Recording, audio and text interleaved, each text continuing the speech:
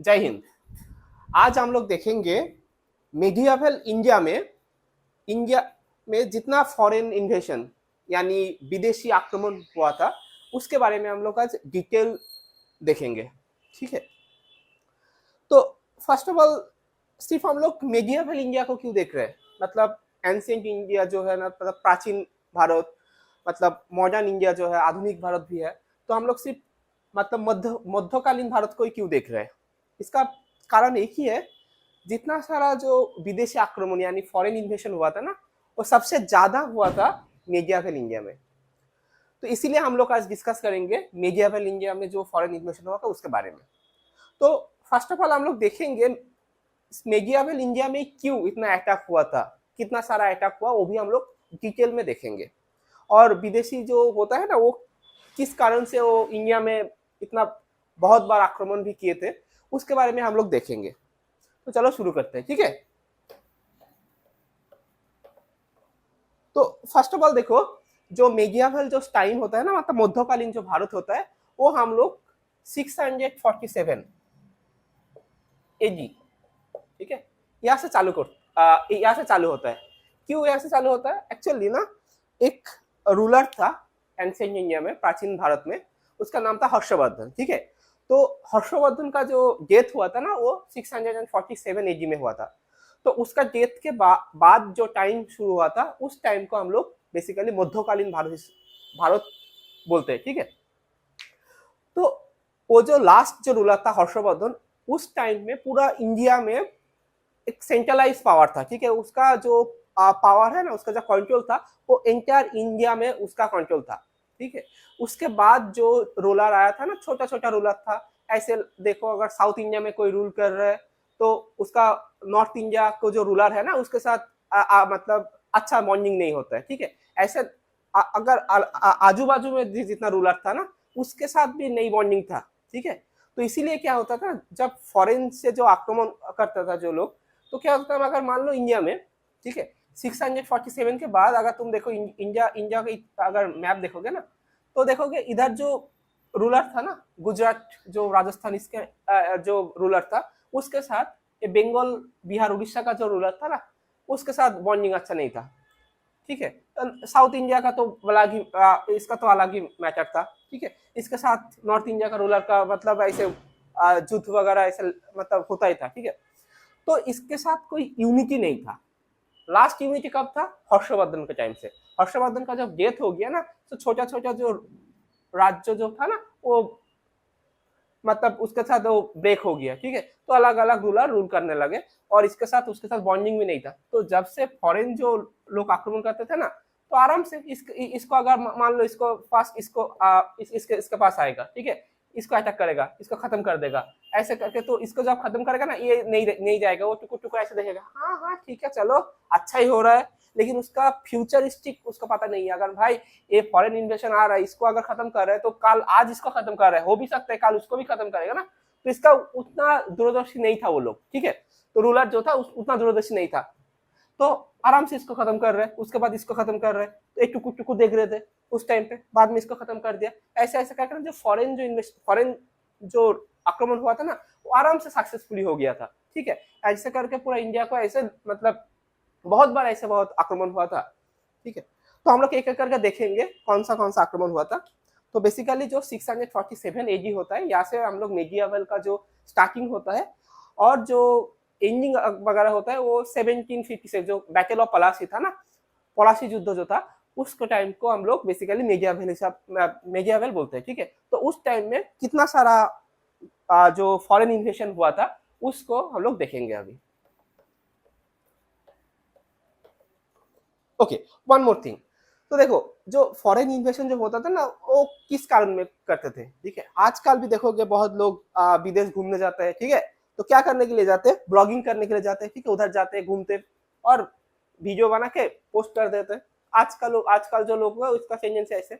लेकिन हाँ, जो उस टाइम का जो था ना, तो उस टाइम पे भी तो इंडिया में आ रहे थे। ठीक है, क्या उसका जो गोल क्या था? ऐसे तो उस टाइम पे तो वीडियो खींच के तो डालने के लिए वो लोग नहीं आते थे ना। उस लोगों का गोल था 3G। कोई भी सोच रहे भाई 3G कहाँ पे आ गया? ये तो 3G तो हम लोगों का जनरेशन में आ गया ना, 3G कहाँ पे आ गया था उतना मेगावेल इंडिया में? नहीं भाई, ये 3G वो स्पेक्ट्रम वाला 3G नहीं है। ये बेसिकली 3G होता है, एक होता है गॉड, सेकेंड होता है ग्लोरी, और थर्ड होता है जी गोल्ड। सो जितना फॉरेन इन्वेशन हुआ था ना, उसका एक ही मतलब वो टारगेट था, गॉड, ग्लोरी, गोल्ड। यानी जो उसका जो धर्म था ना, उस धर्म को मतलब ज्यादा से ज्यादा उस जिस देश में आक्रमण होगा ना, उसको उसको प्रचार करना पड़ेगा, ठीक है। और एक था क्या, ग्लोरी, मतलब उस टाइम में अगर मान लो कोई एक फॉरेन से आक्रमण कर रहे हैं, तो जहां से आक्रमण कर रहे हैं उधर का तो रूलर है, राइट। तो जहां पे आक्रमण होगा, आक्रमण करने के बाद उसका जो रूलर होगा उसका नाम होगा, जो हाँ ठीक है चलो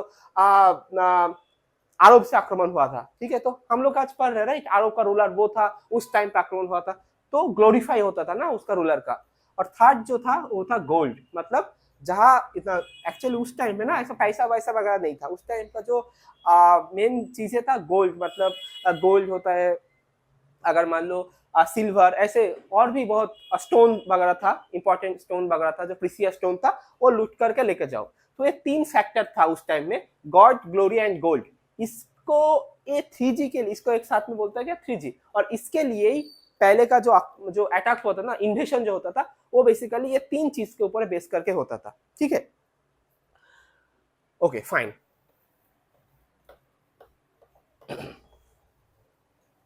तो फास्ट जो अटैक हुआ था वो हुआ था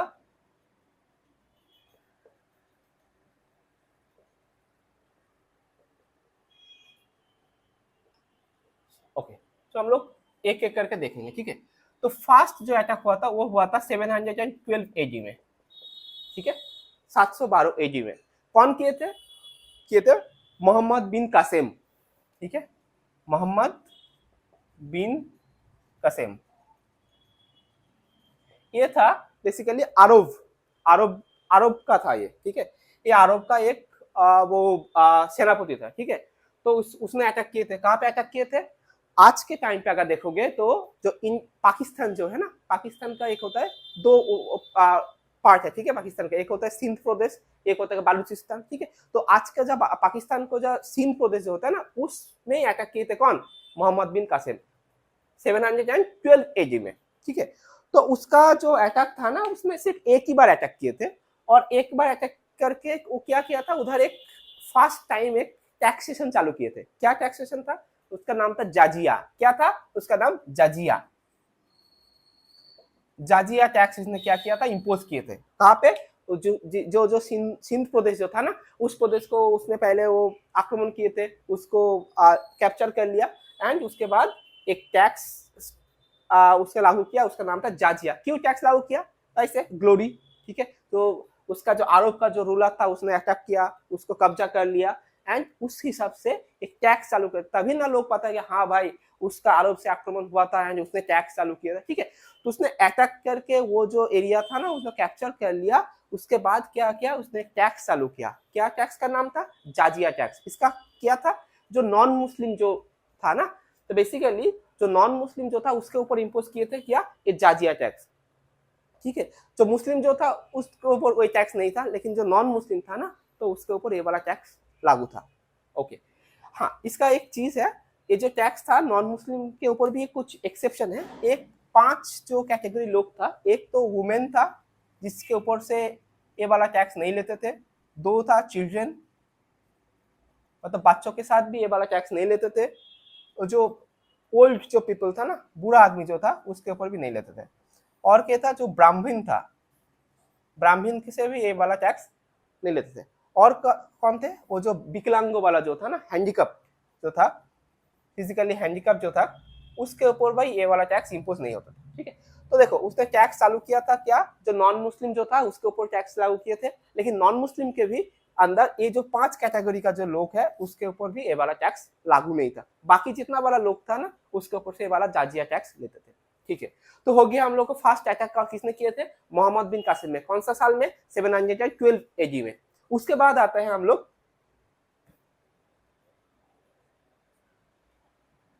1001 से लेके 1027 तक किसने अटैक किए थे? बहुत बार अटैक किए थे। कौन था? मोहम्मद गजनबी। कौन था? मोहम्मद गजनबी। गजनबी। ये कहाँ से आया था? ये आया था अफगानिस्तान। ठीक है, अफगानिस्तान का एक जगह है उसका नाम है गजनी। ठीक है, उधर का जो रूलर था उसका नाम था क्या? गजनबी। तो मोहम्मद गजनबी।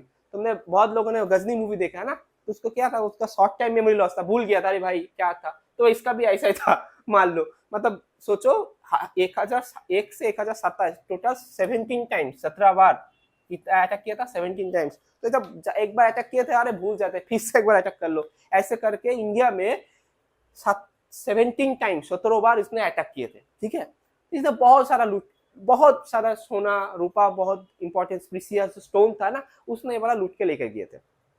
तो इसके सबसे जो इम्पोर्टेंट, मतलब सबसे लूटे थे कहाँ पे पता है? इसने 1025 में एक मतलब जो आक्रमण था ना इसका, वो बहुत इंपॉर्टेंट है, क्योंकि उसने कहा किए थे, उसका सोमनाथ टेम्पल। सोमनाथ टेम्पल पता है कहाँ है? गुजरात। गुजरात में जो टेम्पल है आज भी है वो टेम्पल। तो वो बेसिकली क्या है, मतलब इंडिया जो पहले तो बहुत लूटपाट कर लिया था ना, उसके बाद आजादी के बाद भी वो वाला जो टेम्पल है ना, वो वाला टेम्पल को फिर से रीडेकोरेट किया गया था। एनीवे, तो उस टाइम पे उधर से बहुत बहुत सोना इधर से लूटे थे, सोना रूपा जो लूटे थे, इतना सोना रूपा लूटे थे ना, वो तो लेकर नहीं जा पा रहे थे। ठीक है, रास्ता में बहुत गिर रहे थे, ऐसे करके लूटे थे। कहाँ पे? सोमनाथ वाला जो टेम्पल था वहां से। ठीक है, तो टोटल 17 टाइम्स इसने अटैक किया था। इसका जो इंपॉर्टेंट जो अटैक था 1025 वाला, इसने क्या किया था? सोमनाथ टेम्पल लूटे थे। ठीक है, तो टोटल 17 टाइम्स, 17 बार इसने अटैक किए थे।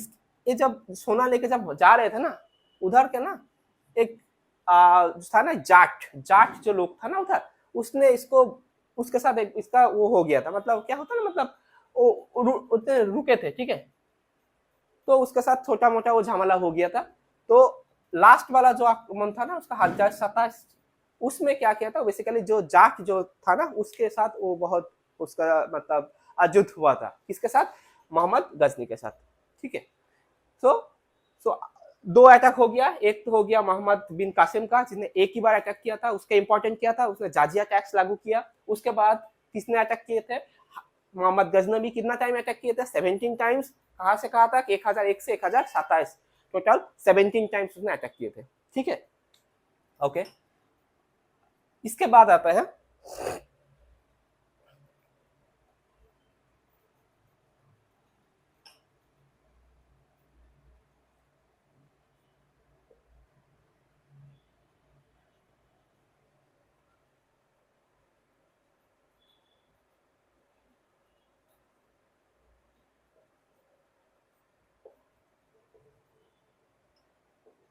मोहम्मद गौरी। किसने अटैक किए थे? मोहम्मद गौरी। ये कब से कब तक अटैक किए थे? 1175 से लेकर 1194 तक अटैक किए थे। कितने टाइम? ये 5 बार अटैक किए थे। कितना टाइम्स? 5 टाइम्स। यहाँ पे लिख देते हो। ठीक है, इसने एक बार अटैक किए थे, इसने 17 बार, इसने 5 टाइम्स अटैक किए थे। तो इसका फास्ट वाला जो अटैक था ये था 1175 में। ठीक है, इसने जो अटैक किए थे वो कहाँ अटैक किए थे? जो आज का जो पाकिस्तान है उसका एक पार्ट था, उसको बोलते हैं मुल्तान प्रदेश। ठीक है, तो मुल्तान में अटैक किए थे। कौन? मोहम्मद गौरी। उसका टाइम में मुल्तान का जो रूलर था उसका मूलराज था। ठीक है, तो उसके अटैक करने के बाद जो वो वाला जो अटैक था ना उसका सक्सेसफुल अटैक था। उसके बाद फिर से देखा भाई बहुत सारा सोना दाना तो लूट के ले गया था, फिर से उसका जो लालच था ना उसका बाहर गया, तो फिर से कितना साल में आया? 1178 में फिर से अटैक किए। ठीक है, तो उसके बाद फिर से अटैक किए। उसके बाद जो अटैक किया था गुजरात में अटैक किए थे, लेकिन गुजरात का जो रूलर था ना उसको मार के भागा दिया था। ठीक है, तो उसके वो मतलब वो भाग गया था। इसके बाद उसका जो था ना उसके साथ 1191, सबको पता है, Tarain fast, battle of Tarain fast. ठीक है, तराइन में प्रथम युद्ध,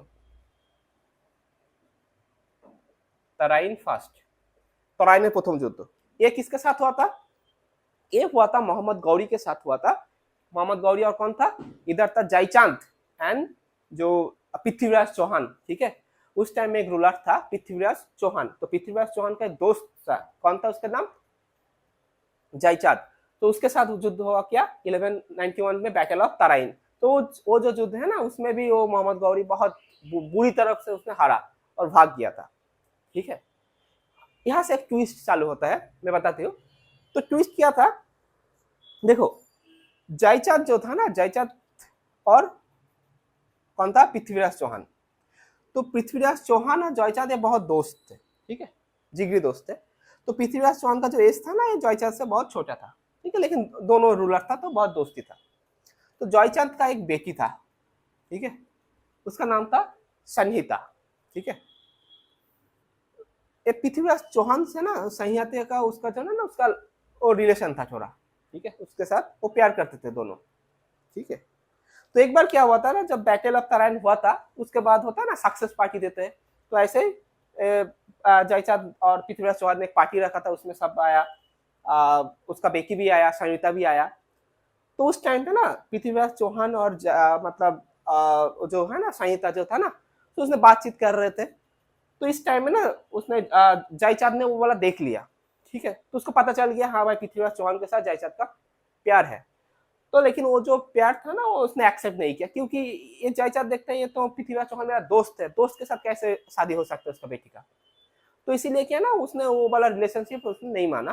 तो उसके बाद नेक्स्ट दिन क्या किया, नेक्स्ट टाइम में क्या किया, उसका वो जो बेटी था ना उसका शादी दे देने के लिए वो उसने अरेंज किया था। वो होता है ना उस टाइम में होता है ना मतलब बहुत जो राजा जो होता है ना उसका बेटी का जो शादी होता है ना उसमें बहुत राजा को इनवाइट करते थे, ठीक है। तो उसके अंदर से उसको मतलब जो उसका राजा का जो बेटी होता है ना जिसको पसंद आते थे उसके उसके साथ शादी होते थे, ठीक है।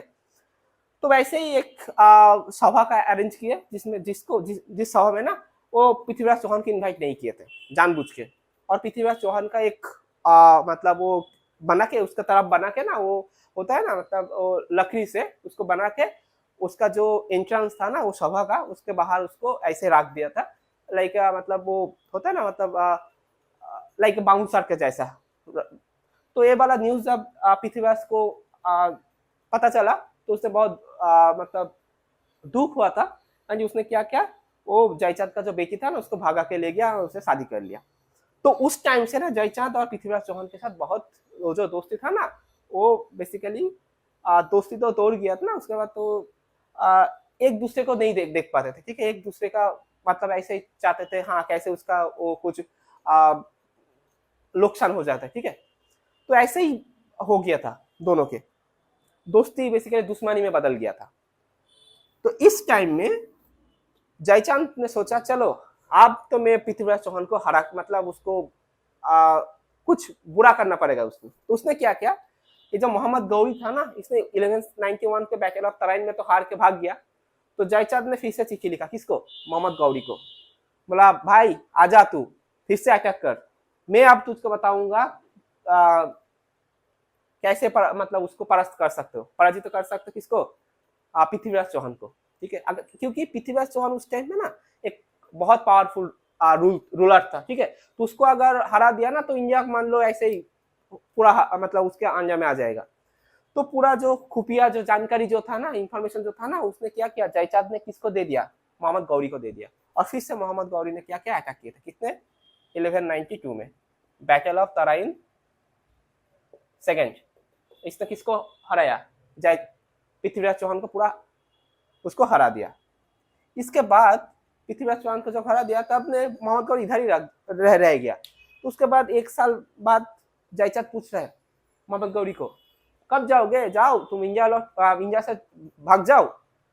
तो गौरी ने बोला अरे भाई ये तो इंडिया तो सोने का चिड़िया है, कौन छोड़ेगा इधर, नहीं जाऊंगा मैं इधर ही रहूंगा। तो हमने जयचांद ने बोला अरे ये क्या हो गया भाई, मैंने तो सोचा तुम मतलब इधर जो पृथ्वीराज चौहान है उसको हरा के तुम भाग जाओगे और पूरा इंडिया को मैं रूल मैं करूंगा, तुम इधर रह रहे हो। तो बोले नहीं मैं नहीं जाऊंगा। तो बोले नहीं जाऊंगा मतलब क्या होता है, जाना पड़ेगा तुमको। तो उसने मोहम्मद गौर ने बोला ठीक है अगर जाना पड़ेगा तो मेरे साथ युद्ध करो, अगर युद्ध में अगर मैं हार गया तो जाऊंगा, नहीं तो अगर तुम हार गया तो तुमको छोड़ना पड़ेगा। तो उसके बाद क्या हुआ था 1194 में हुआ था क्या, battle of Chandwar, battle of Chandwar जयचांद के साथ हुआ का बैटल ऑफ चंदवार। इसमें कौन हार, बहुत बुरी तरफ से हार गया, कौन, जयचांद। तो देखो यही होता है मतलब कोई एक जो बाहर से जो आ रहा है ना इस देश में, कोई अगर लोकसान तभी होगा इसके अंदर अंदर का कोई लोग अगर उसको हेल्प करेगा तभी। देखो अगर पृथ्वीराज चौहान के साथ अगर जयचांद पृथ्वीराज चौहान के साथ ऐसे मतलब विक्टर नहीं करते थे ना तो आज मोहम्मद गौरी कभी इधर नहीं आते थे, ठीक है। तो उसके बाद 1194 में उसका तो मतलब युद्ध हो गया, तो मोहम्मद गौरी जीत गया।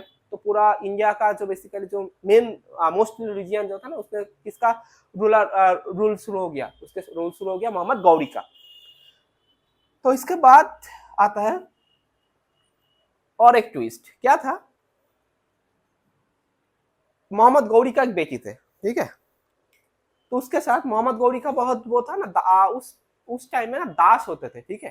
दास कौन होता है बेसिकली, क्या ना, कुछ उस अभी देखोगे ना जो कुछ कंपनी है, ठीक है, तो उसके क्या एम्प्लॉय होता है, ठीक है। तो उस टाइम पे ना जो लोग होते थे ना, कुछ कुछ लोग ऐसे होते थे जिसको पूरा खरीद लेते थे, जो राजा होते थे ना, उसको कोई एक लोग को पूरा खरीद लेते थे, उसको बोलते हैं दास। तो उसके अंदर एक जो उसका जो सेनापति जो था ना, तो वैसे ही एक सेनापति था, उसका नाम था कुतुबुद्दीन ऐबक। तो कुतुबुद्दीन ऐबक एक दास था किसका, मोहम्मद गौरी के पास, ठीक है। उसका सेनापति भी था और एक दास था, ठीक है। तो वो कुतुबुद्दीन ऐबक के साथ ये जो मोहम्मद गौरी का जो बेटी थे ना, उसके साथ प्यार हो गया था।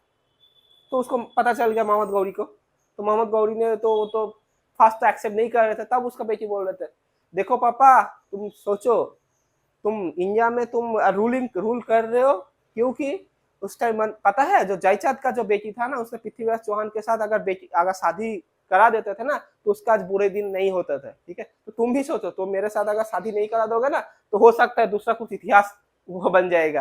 तो भाई मोहम्मद गौरी ने देखा बात तो सही है, ठीक है। पृथ्वीराज चौहान के साथ अगर जयचांद का अगर शादी हो गया ना, जयचांद का बेटी का अगर शादी होते थे आज, तो फिर मैं इधर नहीं आ पाते थे, ठीक है। तो उसका बुरा दिन नहीं आता था। तो बात तो सही है भाई, तो ठीक है चलो। तो क्या किया, मोहम्मद गौरी का जो बेटी था उसके साथ उसका जो सेनापति यानी दास जो था कुतुबुद्दीन ऐबक, उसके साथ शादी कर दिया, ठीक है। एंड 1206 1206 में वो जो कुतुबुद्दीन ऐबक, उसके 1206 में ना कुतुबुद्दीन ऐबक इंडिया में एक नया एक बेसिकली क्या ना होता है डायनेस्टी का वो जो स्टार्टिंग किया था, जिसको बोलते हैं दास डायनेस्टी, ठीक है। दास